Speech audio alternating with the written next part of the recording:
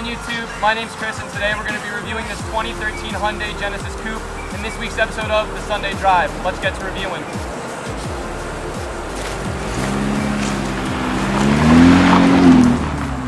Yo guys, what's going on? This is Chris, and I'm here with my sweet mate Andy. We're at college, and he got this 2013 Genesis Coupe over the summer. We're going to review it today.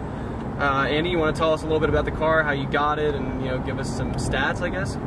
Well, I was originally looking for an FRS because I liked lighter cars that are zippy and you can have fun around turns, but they're just so hard to find, and the prices are so far jacked up that it's not even worth it. 200 horsepower for 20 grand, yeah, that's exactly. 2 years old. So I was driving by in the shore, and we saw it just sitting there, and the price tag said $1,500, which I couldn't believe. 15,000? 15,000, okay, my bad. It's all good. So we immediately just stopped by just to see what was wrong with it, because we looked outside and we couldn't see anything. The only thing that was wrong with it was the clutch. It wasn't actually the clutch, it was the slave cylinder. I don't know if it was a defect or something, but as you would bring it up, it would skip a beat, and it would slam you forward if you didn't over rev it and compensate every single time you shifted. So I got a 2-year-old car with 50,000 miles on it for $13,700. Dude, awesome. So yeah, it's a 2.0 turbo, 270 horsepower, rear-wheel drive, 6-speed manual. It's a hell of a lot of fun. Yeah. This is probably one of the first Hyundais I've ever been in, and this is definitely the first Genesis I've ever been in, even like seen really up close. In the interior, it definitely, it feels like a Hyundai, sort of like the swoopy line style, like a lot of the curviness. They do that a lot in their styling. Another cool thing that they do have is there's a gauge cluster right here. You have your miles per gallon, you have the turbo PSI, and the oil temperature. So that's kind of a cool little add-in. Passengers and people in the back can have fun, watching the gauges go. And obviously you can keep up on turbo PSI if that's really, not that it's really necessary, I guess, but it's a cool little quirk to throw in. It's kind of funny how they just put it here out of all places. I mean, it's not even like if it's not even the driver's. All, it's not even in the slightest. Really not there, but other than that, it's fine. The seats, this has the cloth seats. They're pretty comfortable. They definitely have some side bolstering. They really hold you in place. They're comfortable as well. This is a 6-speed manual also, so none of the automatic. This is the fun version. The back seats look like they have plenty of leg room. However, there's no headroom just because of the design of this car. It almost seems like this car could be like a hatchback, like the lift up could just be like the entire back, but it just has a small trunk, so the roof line in the back just slopes back very low, but it gives the car a very unique profile and a very good profile. It looks great. Okay, this car is a rear-wheel drive, and at full power it makes 270 horsepower, which is definitely a lot. This car is very quick, and it definitely is a fun car to drive. Now, the turbo gauge goes up to 15 PSI, and I didn't think it was going to reach that, but Andy says it does, and it definitely, all the way up. Yeah, it reaches the full 15 according to the gauge. So once the oil temperature is heated up appropriately, you can access the full 15 PSI, but it will lock you out if you're not warmed up enough. It's like a safety feature, which is good. It saves the life of the car. The whole thing is it's supposed to be like a 200,000 mile car without too much problems. So they save a little bit of longevity through because revving a cold car is the worst thing you can do. Exactly. Okay, now this car does not have a limited slip differential. So that's the R-Spec version, which is like the 3.8 liter. So you said you wanted to throw that in?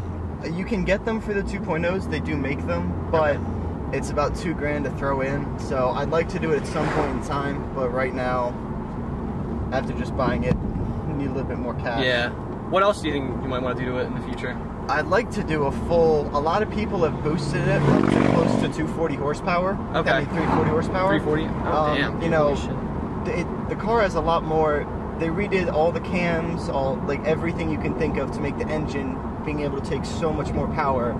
It's overcompensated for, so you can really boost the shit out of it without having too much problems. But you need a whole new downpipe, intercooler, everything. All right, so why don't you tell the viewers what you think about how the car drives and handles? It's not as it is very responsive. It's not as responsive as some of the cars I've driven, like an M3 or anything, but the response is actually pretty decent for a Hyundai. When I first got in it, I was not expecting anywhere near what it had. It blew me away. Handling, you can kick the tail out real easily.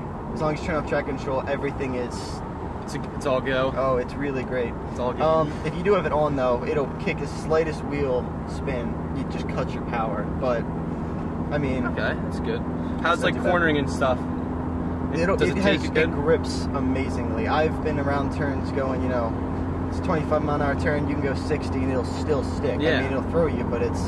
And this thing is pretty low too. This thing probably has like very minimal body roll for sure. Oh, it's that's one of the reasons it's not a light car either.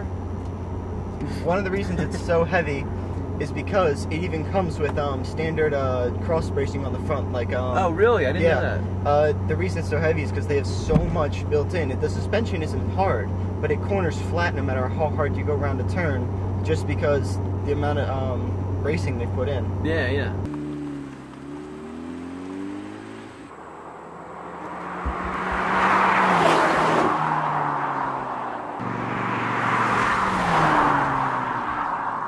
Okay, so I am now behind the wheel. I'm gonna give this a shot here. It's funny because the pedal is like it's like German style, I guess, a little bit. Damn, the clutch must feel better since the last time I drove. I have to say, I wasn't expecting that. It's a lot better. Okay. Steering is pretty true, pretty tight. Definitely like minimal play.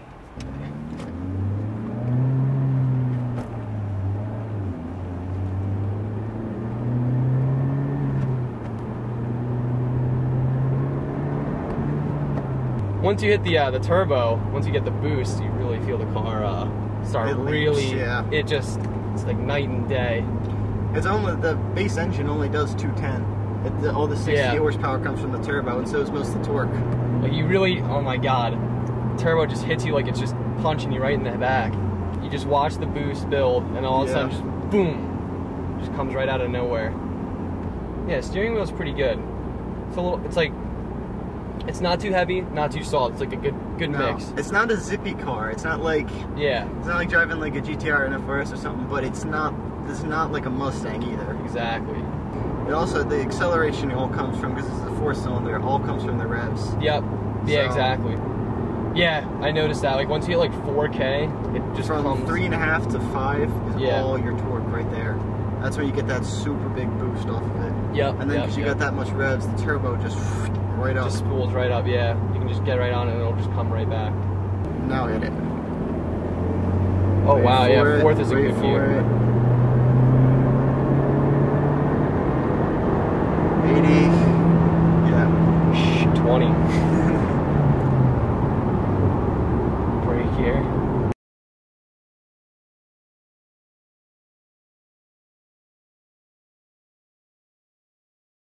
Is he coming around? He's turning around, isn't he? Yeah. Yep. I think so. Yeah, you just turned it into a development. He's pulling over. Okay. Okay.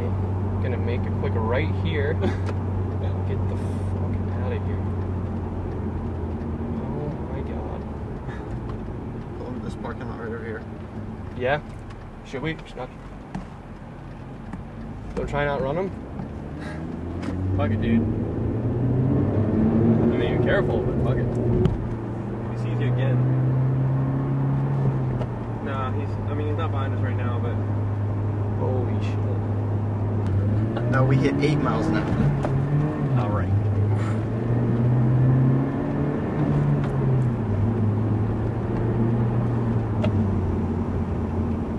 Okay, well I can tell you, this car is very fast. It has a lot of get up and go. It's weird because when you get in it, you really don't expect. It doesn't feel like that kind of car right off the bat. Yeah, but I don't drive stick all the time, and this clutch is very finicky right now because of the current. It's getting broken in. So please, I mean, I'm sure someone's gonna freak out in the comments. So. Oh, of course. We're gonna come up to a bridge here and do a pass underneath that, so you guys can hopefully hear the turbo and a little bit of the exhaust echo. It'll sound pretty good. Yeah, here we go, right? Yep. Here we go.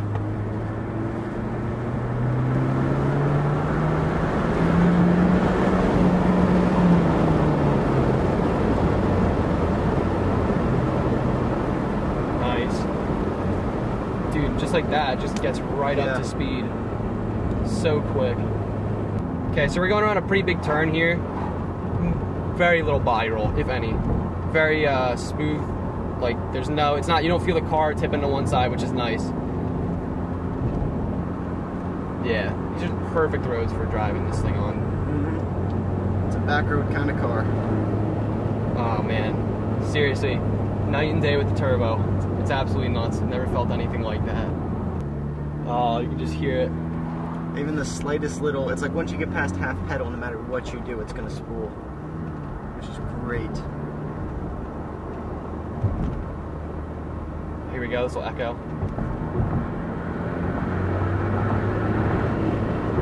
Nice.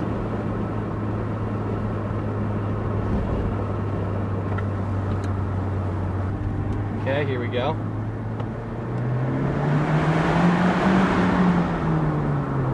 Sweet. That sounded awesome. The other nice thing about so cool, it's quite a little sleeper too, because the exhaust is real quiet until you hit it. Yeah, exactly. You keep it around 2000s, dead quiet, but then once you crank it. And no one thinks a Hyundai is going to be fast. I know, as I said, when I first got in it, you know, you never expect it until you take it out and you gun it. It's like, yeah. Damn.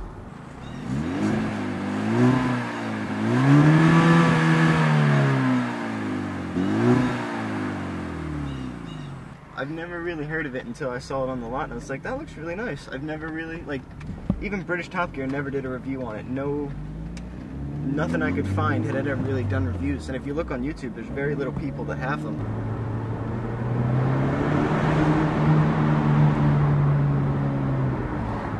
Sweet. Alright guys, so I think that pretty much wraps up the Hyundai Genesis review. I really hope you guys did enjoy watching this video. If you did so, please give it a like. That really helps me out. And comment your thoughts on the video. If you have any suggestions for future videos, be sure to comment those as well. If you haven't done so already, subscribe to my channel for plenty more car videos like this. I go to plenty of car shows. I see plenty of cool cars like exotics and stuff like that around. So you're in for a good treat if you do subscribe. Thank you guys for watching. Take care. Afraid I'll be the one to guide you through this endless maze.